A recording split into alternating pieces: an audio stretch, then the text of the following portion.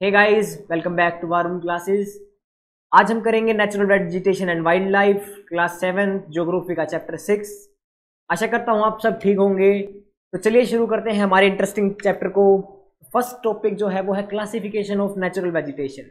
जो हमारी natural vegetation है, हमने क्लास 6 में पढ़ा था कि नेचुरल वेजिटेशन होती क्या है, उसकी हम क्लासिफिकेशंस करेंगे आज। तो उससे पहले एक बार रिकैप ले लेते हैं कि हमने क्लास 6 में नेचुरल वेजिटेशन क्या पढ़ा था। तो नेचुरल वेजिटेशन क्या होती है? जो वेजिटेशन नेचुरली ग्रो होती है ना, मान लीजिए आप फॉरेस्ट में गए, फॉरेस्ट में जो ट्रीज होते हैं ना, वो किसी ह्यूमन ने नहीं लगा रखे होते, वो नेचुरली ग्रो होते हैं। तो उन वेजिटेशन को हम बोलते हैं नेचुरल वेजिटेशन। अब इसकी क्लासिफिकेशन क्या क्या है? हमारे पास फॉरेस्ट हैं, ग्रासलैंड्स हैं एंड श्रब्स हैं। 3 टाइप की नेचुरल वेजिटेशन है हमारे पास। तो चलिए इनको वन बाय वन समझते हैं। अब है फर्स्ट जो है फॉरेस्ट है। फॉरेस्ट जो है वो बेसिकली आपकी बुक में अलग अलग फॉरेस्ट के टाइप दे रखे हैं। ये टाइप्स आपके एग्जाम पॉइंट ऑफ व्यू से तो इंपॉर्टेंट है ही, कॉम्पिटिटिव एग्जाम्स के लिए भी बहुत इंपॉर्टेंट टॉपिक है ये, इनको याद करना आप। Tropical evergreen forest. अब आपका जो ट्रॉपिकल एवरग्रीन फॉरेस्ट है वो क्या है, उसकी करेक्टरिस्टिक्स क्या है, वो चलिए स्टार्ट करते हैं। तो फर्स्ट है ट्रॉपिकल रेन फॉरेस्ट। यहाँ पर देखिए पहला क्वेश्चन आ सकता है कि ट्रॉपिकल एवरग्रीन फॉरेस्ट का दूसरा नाम बताइए। तो ट्रॉपिकल रेन फॉरेस्ट इसका दूसरा नाम है। अब ये कहाँ पर मिलते हैं? मान लीजिए हमारी अर्थ है, ये इक्वेटर है, ये ट्रॉपिक ऑफ कैंसर है एंड ये ट्रॉपिक ऑफ कैप्रिकॉर्न है। तो इस एरिया में हमारे पास ट्रॉपिकल एवरग्रीन फॉरेस्ट मिलते हैं। और इस एरिया में भी कहाँ? जहाँ पर हैवी रेनफॉल हो और वो रीजन हॉट होना चाहिए। ठीक है, आपसे पूछ ले कि ट्रॉपिकल एवरग्रीन फॉरेस्ट या फिर ट्रॉपिकल रेन फॉरेस्ट कहाँ पर मिलते हैं, तो इक्वेटर से लेकर ट्रॉपिक्स तक। और क्या कंडीशन है? हॉट रीजन होना चाहिए और हैवी रेनफॉल होनी चाहिए, वहाँ पर हमारे एवरग्रीन फॉरेस्ट मिलते हैं। अब इनको एवरग्रीन क्यों बोलते हैं? क्योंकि देखिए मैंने बैकग्राउंड में जो पिक्चर लगा रखी है ट्रॉपिकल एवरग्रीन फॉरेस्ट की, आप देख रहे होंगे कि यहाँ पर जो सनरेज है ना वो पेनिट्रेट नहीं हो रही, मतलब ग्राउंड को टच नहीं कर रही जो सनरेज है। तो इसके कारण क्या है, ये अपने लीव्स को शेड नहीं करते, जिसके कारण क्या है, सनरेज नीचे जा नहीं रही, वो अपने लीव्स को शेड नहीं कर रहे, जिसके कारण वो हमेशा हरे भरे रहते हैं। तो इसका इसलिए नाम एवरग्रीन पड़ा। अब इसके जो आपसे पूछ सकता है अदर क्वेश्चन कि इसके ट्रीज कौन से हैं, तो एबोनी, मैगोनी, रोजवुड यहाँ के कॉमन ट्रीज हैं। तो ये क्वेश्चंस आपके कॉम्पिटिटिव एग्जाम में भी आ सकते हैं और आपके नॉर्मल जो एग्जाम में भी आ सकते हैं। अब नेक्स्ट है ट्रॉपिकल डेसिडुअस फॉरेस्ट। अब ट्रॉपिकल डेसिडुअस का फॉरेस्ट का दूसरा नाम जो है वो है मॉनसून फॉरेस्ट। ये देखिए यहाँ से क्वेश्चन आ सकता है कि ट्रॉपिकल डेसिडुअस फॉरेस्ट का दूसरा नाम बताइए, वो मॉनसून फॉरेस्ट है। ये इंडिया में लार्जली फाउंड होते हैं क्योंकि इंडिया में ज़्यादातर डेसिडुअस फॉरेस्ट ही मिलते हैं, ट्रॉपिकल डेसिडुअस फॉरेस्ट। और नदर्न ऑस्ट्रेलिया में भी होते हैं, सेंट्रल अमेरिका में भी होते हैं। और ये जो है ना, ये सीजनल चेंजेस के कारण होते हैं। सीजनल चेंजेस के मतलब जैसे कि मान लीजिए इंडिया में आपने देखा है कि इंडिया का क्लाइमेट जो है, कभी रेनफॉल होती है, कभी गर्मी होती है, कभी विंटर होती है। तो ये क्या है, अपने टाइम टू टाइम लीव्स को शेड करते रहते हैं। क्यों? जब मॉनसून होगा जब ये हरे भरे होंगे, लेकिन जब गर्मी आएंगी तो ये अपने पत्तों को शेड कर देते हैं। इसके ट्रीज कौन से हैं? साल, टीक, नीम, शीशम यहाँ के कॉमन ट्रीज हैं। अब आपसे एनिमल पूछ सकता है, tiger, lion, elephant, langur and monkeys यहाँ के common animals. Tropical deciduous forest जो है, वहाँ के ट्रीज जो हैं, ये किस लिए काम आते हैं? फर्नीचर बनाने में, ट्रांसपोर्ट में, कंस्ट्रक्शनल मटेरियल्स में यहाँ पर ये यूज होते हैं। अब नेक्स्ट है टेम्परेट एवरग्रीन। हमने वो पढ़ा था ट्रॉपिकल एवरग्रीन क्योंकि वो इक्वेट ट्रॉपिकल रीजन में मिलते हैं। टेम्परेट एवरग्रीन फॉरेस्ट जो है वो हायर लैटिट्यूड्स में मिलते हैं। The temperate evergreen forest are located in the mid latitudinal coastal region. जो एक इसमें कंडीशंस दो हैं, एक तो मिड लैटिट्यूड्स होने चाहिए और दूसरी है कोस्टल रीजन होना चाहिए, कोस्ट के पास ये मिलते हैं। तो they are commonly found along the eastern margin of the continent. अब क्या है, मान लीजिए यहाँ पर कोई भी कॉन्टिनेंट है, ठीक है, ये कोई भी कॉन्टिनेंट है, इसके ईस्ट मार्जिन में, मान लीजिए ईस्ट है, ये नॉर्थ है, ये साउथ है और ये वेस्ट, तो ईस्ट मार्जिन में ये मिलते हैं। यहाँ पर जो है वो टेम्परेट एवरग्रीन फॉरेस्ट मिलते हैं। अब एग्जाम्पल कहाँ कहाँ पर मिलते हैं? South east Asia, south China and south east Brazil. किसी भी कॉन्टिनेंट का ये रीजन होगा ना जहाँ पर भी, और वो कोस्टल होना चाहिए, और मिड लैटिट्यूड वहाँ पर आप डायरेक्ट लिख दीजिए टेम्परेट एवरग्रीन फॉरेस्ट में। अगर मान लीजिए एग्जाम में आपसे पूछ लिया जाए कि एक एरिया है वो मिड लैटिट्यूडनल एरिया है, कोस्टल एरिया है, और उसका साउथ ईस्ट रीजन है, तो वहाँ पर कौन से फॉरेस्ट मिलेंगे, तो आप डायरेक्ट टिक कर दीजिएगा टेम्परेट एवरग्रीन फॉरेस्ट मिलते हैं। इसमें आपके एनसीईआरटी में दे रखे हैं कि हर एक डायरेक्शन पे कहाँ कौन से फॉरेस्ट मिलते हैं, हम लास्ट में करेंगे इनको कवर। अब टेम्परेट एवरग्रीन फॉरेस्ट के नॉर्मल जो है कॉमन ट्रीज क्या क्या है, ओक, पाइन, यूकेलिप्टस, ठीक है। नेक्स्ट है टेम्परेट डेसिडुअस फॉरेस्ट।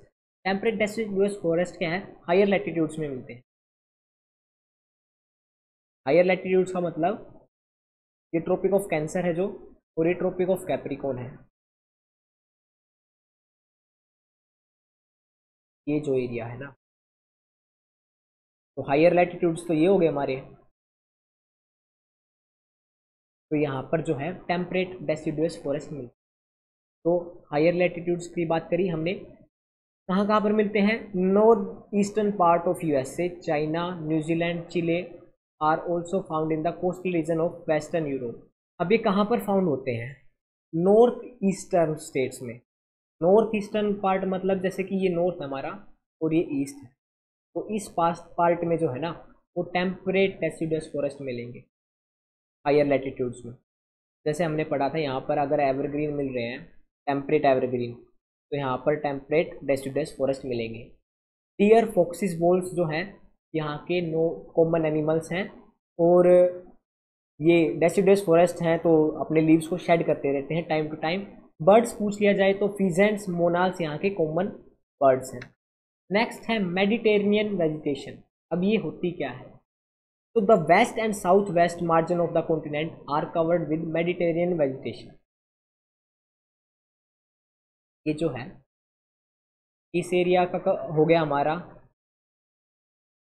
इस एरिया का हो गया, यहाँ पर कौन से मिल रहे थे हमें, डेसिडुअस फॉरेस्ट, यहाँ पर मिल रहे थे हमें evergreen forest.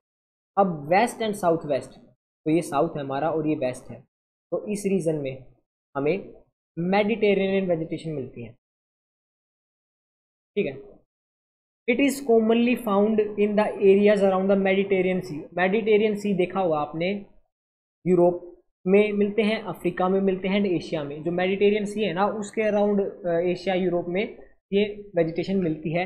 This kind of vegetation is also found outside the actual Mediterranean reason in California, USA, south west Africa, south western south America and south waste Australia. तो मैंने जैसे बताया कि किसी भी कंटिनेंट के मोस्टली ऐसा हो सकता है कि साउथ और वेस्ट के रीजन में कोई भी पार्ट ले लीजिए वहाँ पर आपको मेडिटेरियन वेजिटेशन मिलती है। इसके कॉमन ट्रीज क्या हैं, ऑरेंजेस, फिग्स, ओलिव्स यहाँ पर मिलते हैं, ग्रेप्स भी यहाँ पर कॉमनली फाउंड होते हैं।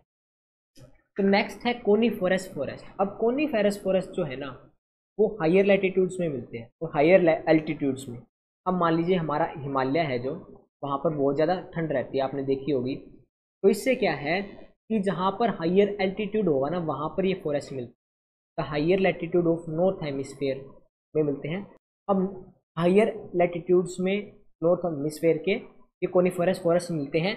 These are also called taiga. अब इसका दूसरा नाम क्या है, टाइगा भी बोलते हैं इनको। These forest are also seen in the higher altitude. मैंने जैसे बताया कि हायर लैटिट्यूड्स में, हायर एल्टीट्यूड्स में मिलते हैं। चीर, पाइन, केडार यहाँ के कॉमन ट्रीज हैं। और यहाँ के एनिमल्स क्या हैं, silver fox, mink, polar bear यहाँ के कॉमन एनिमल्स हैं। बस इन आपको ये याद करना है कि कौन से ट्रीज मिलते हैं, कहाँ पर फाउंड है और कौन से कॉमन एनिमल्स हैं। नेक्स्ट है ग्रासलैंड्स। फॉरेस्ट हमारा कंप्लीट होता है, अब ग्रासलैंड्स करेंगे। ग्रासलैंड्स दो टाइप के ग्रासलैंड है, tropical grassland and temperate grassland. These occur on either side of the equator. अब मैंने बताया जैसे आपको, ये हमारा अर्थ है, ये इक्वेटर है, और ये ट्रॉपिक ऑफ कैप्रिकॉर्न है, सॉरी ट्रॉपिक ऑफ कैंसर है, ये ट्रॉपिक ऑफ कैप्रिकॉर्न है।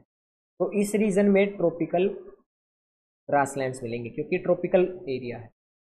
और जो ये दूसरा एरिया बच गया अर्थ का, यहाँ पर टेम्परेट ग्रासलैंड्स मिल। वाइट जो है वो टेम्परेट ग्रासलैंड को शो कर रहा है और रेड जो है वो ट्रॉपिकल ग्रासलैंड्स को शो कर रहा है। तो ट्रॉपिकल ग्रासलैंड्स की बात करें तो ये बहुत ज़्यादा टोल होते हैं, 3 से 4 मीटर इनकी हाइट हो जाती है। एग्जाम्पल के तौर पर सवाना ग्रासलैंड्स आप याद कर सकते हैं। आपसे पूछा जाए कि ट्रॉपिकल ग्रासलैंड्स का एक एग्जाम्पल बताइए, तो सवाना ग्रासलैंड्स जो अफ्रीका के हैं वो एक कॉमन एग्जाम्पल है। एलिफेंट्स यहाँ पर मिलते हैं, जेब्राज मिलते हैं, जिराफ मिलते हैं, डियर मिलते हैं, लेपर्ड्स मिलते हैं। और यहाँ पर क्या है, जैसे अगर बारिश ज़्यादा होगी, जैसे मैंने बताया कि यहाँ पर तो एवरग्रीन फॉरेस्ट भी मिलते हैं, ट्रॉपिकल एवरग्रीन फॉरेस्ट, लेकिन इस एरिया में जहाँ पर भी ना रेनफॉल कम होगी वहाँ पर ग्रासलैंड मिल जाएंगे। अगर रेनफॉल ज़्यादा हुई तो वहाँ पर ट्रॉपिकल एवरग्रीन फॉरेस्ट मिल जाएंगे। तो इस रीजन में ट्रॉपिकल वेजिटेशन मिलेगी, वो डिपेंड करता है रेनफॉल पे। अगर रेनफॉल ज़्यादा होगी तो एवरग्रीन फॉरेस्ट होंगे, अगर रेनफॉल कम हुई, लो से मॉडरेट हुई, तो ग्रासलैंड्स मिल जाएंगे। ऐसे ही टेम्परेट ग्रासलैंड है। These are found in the mid latitude zones, जो डेसिडुअस फॉरेस्ट थे वहाँ पर मिलते हैं ये। And interior part of the continent, किसी भी कॉन्टिनेंट के इंटीरियर पार्ट में मिलते हैं। ग्रास जो है यहाँ की शॉर्ट होती है लेकिन न्यूट्रिशियस होती है, जैसे कि एनिमल्स हैं उनके लिए न्यूट्रिशियस ग्रास होती है ये। एग्जाम्पल है यहाँ के वाइल्ड बफेलो, बाइसन, एंटीलोप्स यहाँ के कॉमन एनिमल्स हैं। नेक्स्ट है थोर्नी बशीज। थोर्नी बशीज क्या है, कांटेदार झाड़ियों को हम थोर्नी बशीज बोलते हैं। These are found in the dry desert, जैसे कि हमारा प्यारा भारत है, यहाँ पर वेस्टर्न पार्ट में राजस्थान के में डेजर्ट है, थार डेजर्ट। तो यहाँ पर जो ड्राई सीजन होगा ना, जहाँ पर रेनफॉल भी कम होगी, ड्राई सीजन होगा, डेजर्ट्स में थोर्नी बशीज मिलते हैं। Tropical deserts are located on the western margin, जैसे हमारे वेस्ट में राजस्थान में, ऐसे ही किसी भी कॉन्टिनेंट के वेस्टर्न पार्ट में थोर्नी बशीज मिलेंगी।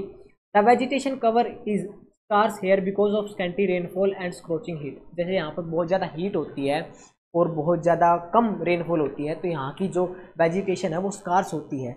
नेक्स्ट जो है वो है हमारी श्रब्स, वेजिटेशन जो है श्रब्स।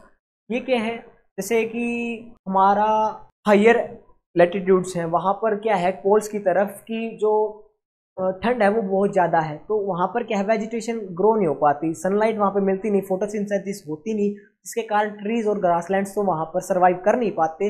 लेकिन कुछ अमाउंट की वहाँ पर श्रब्स होती है, जैसे कि लिचन्स है, मोसिस है।